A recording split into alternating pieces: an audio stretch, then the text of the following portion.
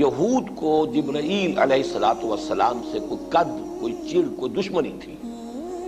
اس کے دو رخ ہیں جو بیان کیے اہل تفسیر نے۔ ایک تو یہ کہ ان کی یہ چڑ یا بعد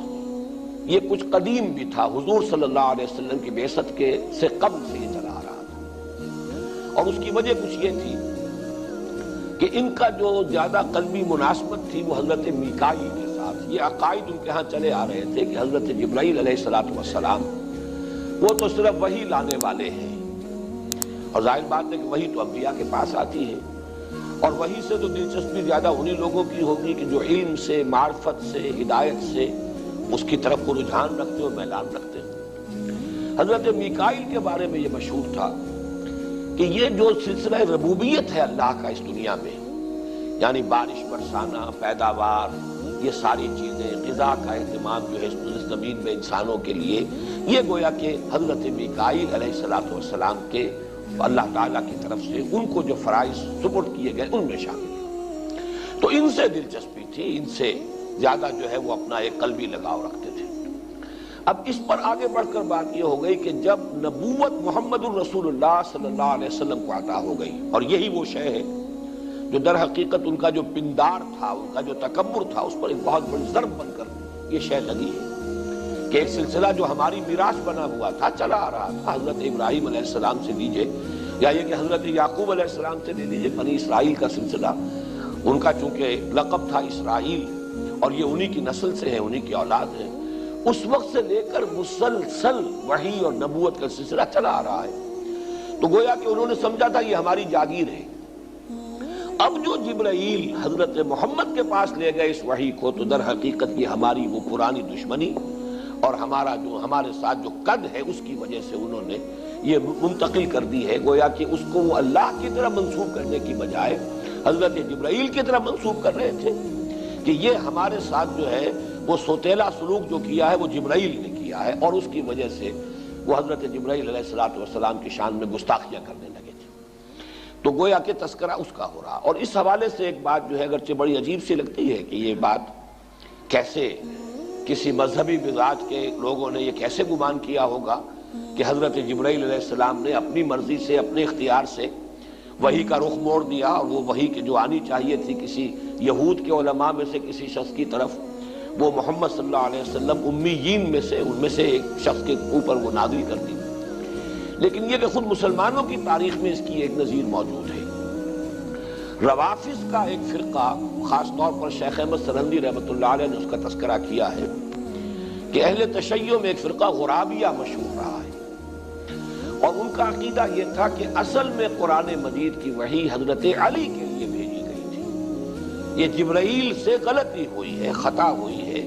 اس لیے کہ اس قدر مشابہ ہے حضور اور حضرت علی اپنی شخصیت کے اعتبار سے، انہیں دھوکہ لگ گیا، ٹھوکر لگ گئی، خطا ہو گئی، اور وہ بجائے اس کے کہ حضور پر یہ وحی منتقل کرتے، نازل کرتے، اور حضرت علی پر کرتے، حضور پر منتقل کرتے۔ یہ سلسلہ ان کے یہاں غرابیہ کہلاتا ہے کہ جیسے کوے جو ہوں ایک دوسرے سے بہت مشابہ ہوتے ہیں، غراب، پہچان بڑی مشکل ہے، اسی طریقے سے حضور اور حضرت علی ایک دوسرے سے اتنے مشابہ ہیں جتنے کا جیسے کہ کوے باہم ایک دوسرے سے مشابہ ہوتے ہیں۔ تو بس ٹھوکر لگ گئی، غلطی لگ گئی، بجائے علی کے محمد صلی اللہ علیہ وسلم پر وحی نازل کر دی۔ یہ فرقہ ان کے ہاں غرابیہ کہلاتا ہے۔ اس میں ایک بات جو ہے وہ ذرا میں چاہتا ہوں کہ وضاحت ہو جائے کہ کیسے حماقت کی بات ہے یہ کہ حضرت علی کی عمر رضی اللہ تعالیٰ عنہ اس وقت 13 برس یا اور اس سے بھی کم، اور حضور کی عمر اس وقت 40 برس، یہ مشابہت کیسے ہو گئی؟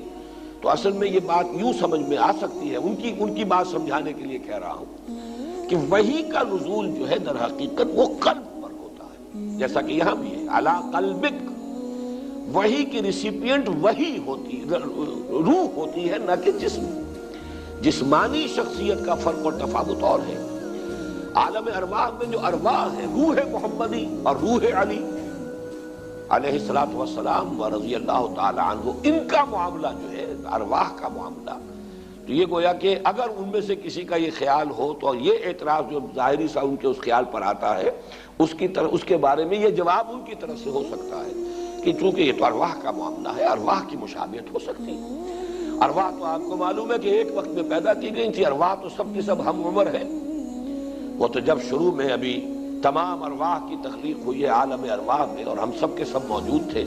حضرت آدم اور میرے درمیان چاہے 10,000 سال کا فصل ہو، لیکن میں اس وقت حضرت آدم کی روح بھی موجود تھی، میری روح بھی موجود تھی، تو روحیں تو اس اعتبار سے ہم عمر ہیں۔ تو یہ ایک ان کی بات کو سمجھانے کے لیے میں نے وضاحت کر دی ہے کہ وحی کا معاملہ در حقیقت متعلق جو ہے وہ جسم سے یا ان کانوں سے نہیں ہے، بلکہ جو وضاحت میں کرتا رہا ہوں کہ انسانی شخصیت کے یہ دو پہلو ہمیشہ سامنے رہنے چاہیے، تبھی یہ حقیقت سمجھ میں آتی۔ ایک ہمارا یہ مادی وجود ہے، جسمانی وجود ہے، ایک ہمارا روحانی وجود ہے۔ اس مادی وجود کی آنکھ ہے، کان ہے، دماغ ہے، یہ حیوانی وجود کی چیزیں ہیں، ان کا میں خاص طور پہ تذکرہ اس لیے بھی کر رہا ہوں کہ آج کے درس میں اس کا بعد میں پھر معاملہ زیر بحث آنے والا ہے۔ ان السمع والبصر والفؤاد، یہ در حقیقت ہمارے حیوانی وجود میں علم کے حصول کے ذرائع ہیں۔ آنکھ دیکھتی ہے، کان سنتا ہے، اور یہ دماغ کا کمپیوٹر پروسیس کرتا ہے اس سارے سینس ڈیٹا کو، اور اسے نتائج اخذ کرتا ہے اور علم آگے بڑھتا ہے۔ اور جو دل ہے در حقیقت جو مسکن ہے روح کا،